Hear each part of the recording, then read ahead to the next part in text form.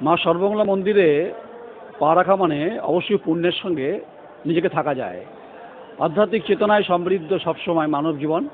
তাই মা সর্বমঙ্গলা আমাদের প্রত্যেকের দেবী। আমরা তার কাছে আমাদের লড়াই সংগ্রামের ক্ষেত্রে বিভিন্ন ক্ষেত্রে আমরা আশীর্বাদ চাই। যখন অস্থির পরিস্থিতি হয় সারা জগৎ, সারা দেশ, সারা জগতের বিভিন্ন মানুষ তখন বিভিন্নভাবে মুক্তির পথ খোঁজে মায়ের কাছে এসে।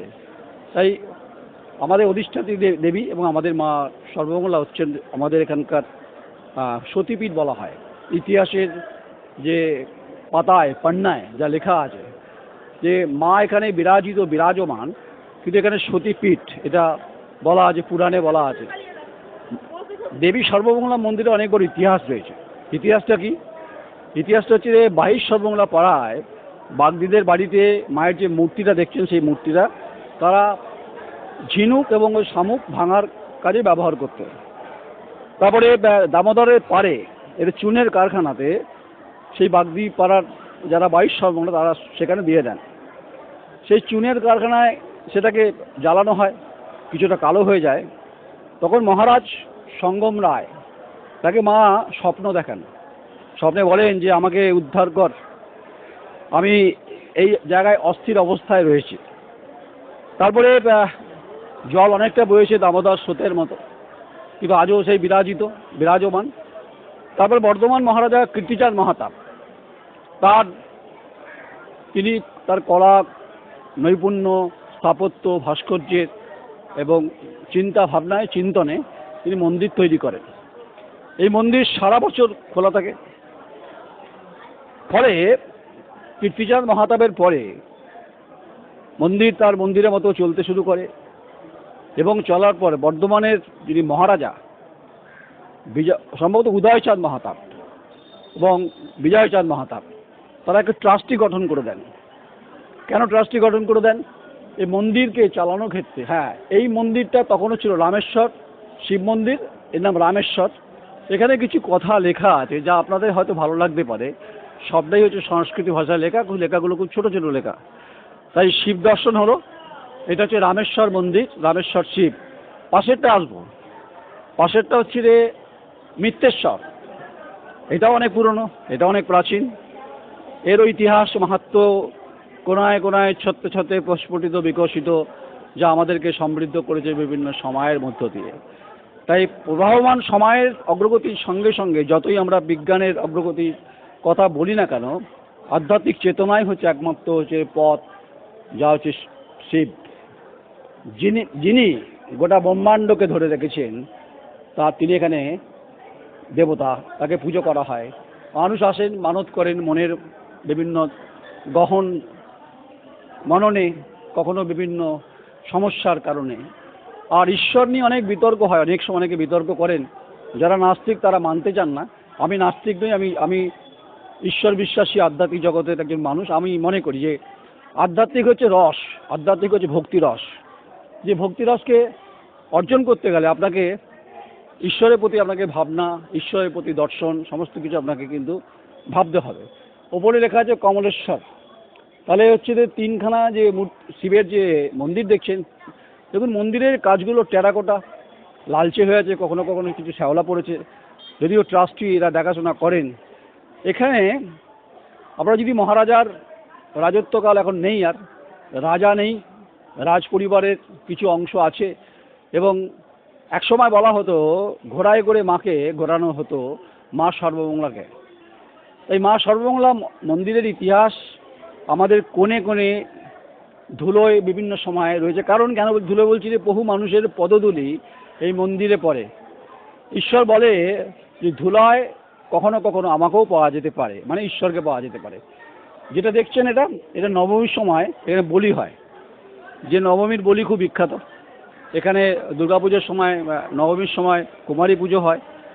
তাহলে সামগ্রিকভাবে বর্ধমানের ইতিহাস আমি যদি ধরে নিই প্রায় 350 বছরের কাছাকাছি। 350 বছরের ইতিহাস প্রবাহমান স্রোতের সঙ্গে সঙ্গে বিস্মৃত হয়ে যায়নি, হারিয়ে যায়নি, অতল জলে হারিয়ে যায়নি। বরঞ্চ যত দিন গেছে মানুষের চেতনা যতটা সমৃদ্ধ হয়েছে, বিজ্ঞান মনস্ক মানসিকতা যতই হোক না কেন, ঈশ্বর এবং আধ্যাত্মিক ভাবনা খুব গুরুত্বপূর্ণ। এর অনেক ব্যাখ্যা আছে বিভিন্নভাবে। যারা ফিলোসফিক্যালি যারা ভাবেন, দর্শন নিয়ে পড়াশোনা করেন তারা ভাবেন, যারা স্পিরিচুয়াল নিয়ে ভাবনা চিন্তা করেন তারা বলেন। তাই ঈশ্বরকে জানতে গেলে বা বুঝতে গেলে মনের ভেতরে, মনের গভীর গহনে আপনাকে ভাবতে হবে। অনেকে বলে, অনেক প্রশ্ন হয়, অনেকে বলেন ঈশ্বর নিরাকার, নাকি তাকে দেখা যায় না, মূর্তি নাকি বিভিন্নভাবে তৈরি হয়েছে। এই সমস্ত বিতর্কের ঊর্ধ্বে যদি চলে যান, আমরা যদি একটা লাইন বলি যেটা স্বামী বিবেকানন্দ বলেছিলেন,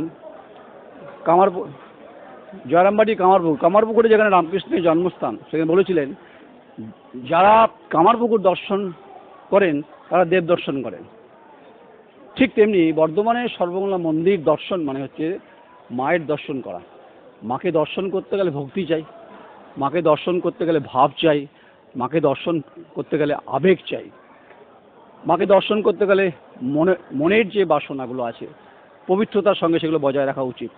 তাই সূর্যের প্রখরতায় বিভিন্ন সময় এই চাতালকে উত্তপ্ত করে ঠিকই। এখানে সকালে পুজো হয়, নিত্য পুজো হয়, সন্ধ্যায় আরতি হয়। প্রচুর গুণমুগ্ধ যারা পুণ্যার্থী আসেন, মানুষ আসেন, তারা ভক্তি বলে, ভক্তি রস তারা অর্জন করেন। কারণ এটাই তো হচ্ছে আধ্যাত্মিক চেতনার গুরুত্বপূর্ণ ভূমিকা। এখানে আধ্যাত্মিক বোধের মধ্য দিয়ে আপনি আপনার জীবনকে প্রস্ফুটিত করতে পারেন, এটাই হচ্ছে বলা হয়েছে। তাই এখানে কবিতার লাইন কয়েকটা রয়েছে দেখছি এখানে। এটা 1337 সাল 13ই আশ্বিন মঙ্গলবার। বলছে তোমাকে ডাকি মাতাই, এ তিন ভুবনে জননী আমার, আপন কেহ নাই। সত্যিই তো কেউ নেই, মাই তো হচ্ছে ঈশ্বর। মায়ের বিভিন্ন রূপ, কখনো কামাখ্যা, কখনো কালীঘাটের কালী, কখনো তারামা, কখনো বড় মা, কখনো মা সর্বমঙ্গলা। তাই শান্ত স্নিগ্ধ পরিবেশ এখানে না থাকলেও এখানে প্রচুর মানুষ এসছেন, এখানে অনেক নেতারা আসেন। তারা নতমস্তক হয়ে মায়ের কাছে অন্তত তারা কিছু কথা বলতে চান। কিভাবে বলতে চান? বলতে চান যে মা যেন প্রত্যেকে ভালো ডাকে। এখানে শিশুদের কোলাহল পাবেন, মানুষের আর্তনাদ পাবেন না, মানুষের ভাবনা পাবেন। আর সন্ধ্যা হলে কিচিরমিচির পাখির আওয়াজ পাবেন। তারপরে আরতি হবে। তাই মহারাজ সঙ্গম রায় থেকে শুরু করে কীর্তিচাঁদ মাহাতাব থেকে শুরু করে উদয়চাঁদ মাহাতাব থেকে শুরু করে বিজয়চাঁদ মাহাতাব, তাদের অনুপ্রেরণায় হোক, প্রেরণায় হোক, সহযোগিতায় হোক, আর্থিক দিক থেকে হোক, এই মন্দির কিন্তু বিভিন্নভাবে প্রতিষ্ঠিত হয়েছে। সারা দেশে সর্বমঙ্গলা মন্দিরের ইতিহাস পরিষ্কার পাতায় পাতায় লেখা আছে। তাই আমাদের মনে হয়েছে যে দেবী সর্বমঙ্গলা মন্দিরে এসে দু চার কথা বলবো না ঈশ্বর সম্পর্কে, তা হয় না। ঈশ্বর প্রত্যেককে মঙ্গল করুক। যারা খুব চিন্তনে আছেন তাদের চিন্তামুক্ত করুন, আর উজাগর পরিস্থিতি তৈরি করুন। অর্থ চাইতে আসবেন না, ঈশ্বরকে চাইতে আসুন না। মনের ভাবসাগর দিয়ে আসুন, ভক্তিরস দিয়ে আসুন, আপনার কথা বলতে আসুন। দেখুন না ঈশ্বর আপনাকে ফেরায় কিনা। ঈশ্বর দর্শন করতে গেলে আপনাকে পরিষ্কারভাবে মনের কথাগুলো বলতে হবে। মোটামুটি যতটুকু পারলাম ততটুকু দেখানোর চেষ্টা করলাম। এই সূর্যের যে হালকা তেজ এসে পড়ছে আমাকে, এবং আমিও খুব ভাগ্যবান, আমার সহকর্মী সবিত দফাদারও খুব ভাগ্যবান যে আমরা দেবী সর্বমঙ্গলা মন্দিরে সেই কথাগুলো বলতে পারছি। তাই আমাদের গর্ব, আমাদের ঐতিহ্য, আমাদের ইতিহাস, বর্ধমানের সর্বমঙ্গলা মন্দির যা বেঁচে থাকুক বিভিন্ন সময়, বিভিন্ন ধারায়, বিভিন্ন উপধারার মধ্য দিয়ে। যেমন স্রোতের যেমন একটা সীমানা থাকে না, স্রোত যেমন সীমাহীন পরিস্থিতির মধ্য দিয়ে কুলকুল করে বয়ে যায় দামোদর নদ, ঠিক তেমনি ভক্তিরস আধ্যাত্মিক হচ্ছে স্রোতের মতো সবসময় প্রভাবিত হয় বিভিন্ন মানুষের মধ্য দিয়ে। আপনারা সবাই আসবেন। আমাদের অত্যন্ত পুরনো প্রাচীন মায়ের মন্দির, যাকে সতীপীঠ বলা হয়, পীঠের কথা বলা হয়। ভালো থাকবেন, সুস্থ থাকবেন। সুস্থ মনই হচ্ছে আপনাকে বিকশিত করার আপনাকে এগিয়ে দিতে পারে। অস্থির যখন হবেন তখন আসবে মায়ের কাছে, মা আপনাকে পথ দেখিয়ে দেবে কোন পথে আপনার যাওয়া উচিত। নমস্কার, আমি নয়ন রায়, আমার সহকর্মী সমিত দফাদার, দেবী সর্বমঙ্গলা মন্দির, বর্ধমান। নমস্কার।